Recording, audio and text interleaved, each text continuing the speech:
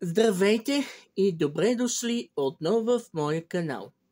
В днешното видео ще е извънредно видео, защото ще започна работа в една фирма, а фирмата се казва Fashion Supply, който е в моя град, Благоевград. И много се радвам, ще започна работа в моя YouTube канал, в моя плейлист, най-новия, който се казва Новата страница в моя живот. Наистина ще влизам в новата страница в моя живот и много се радвам за което. И ще се постарая в събота и неделя ще снимам видеа, ако мога. И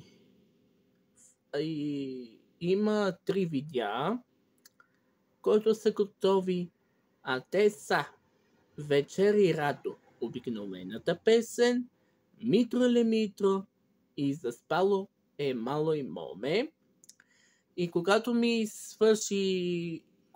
свърши видеята, 3 видеа, ще се постарая отново да снимам видеа специално за вас, защото ме харесвате моите видеа и благодаря за което.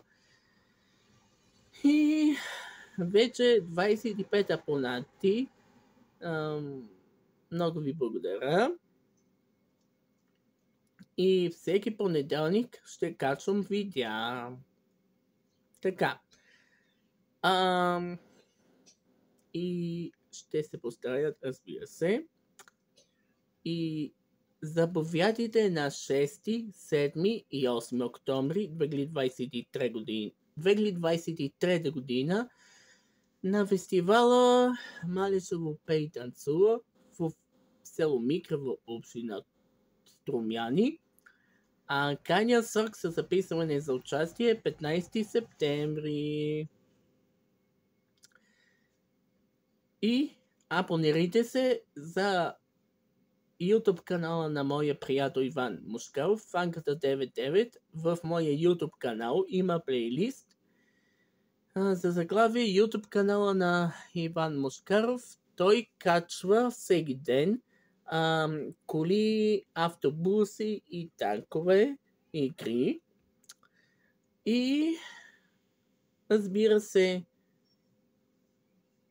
ако искате да се свържете с Иван Мушкаров, можете да последвате Instagram профила на Иван Мушкаров, Фанката 99. Той е профил с фотограф и така. И може да се свържете и на имейла на Иван. Така. И има и още един плейлист сега за YouTube канала на Еви, моята братовчетка. Също се абонирайте на нейния канал. Там качва мода, крим, пътувания, влогове и други, разбира се, както казва тя във видеята си.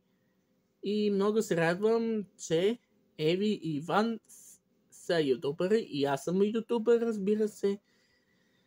И така, ако ви хареса видеото, моля ви, абонирайте се за мой канал, натиснете кампанката и ще се постарая да снимам пак видеа, разбира се.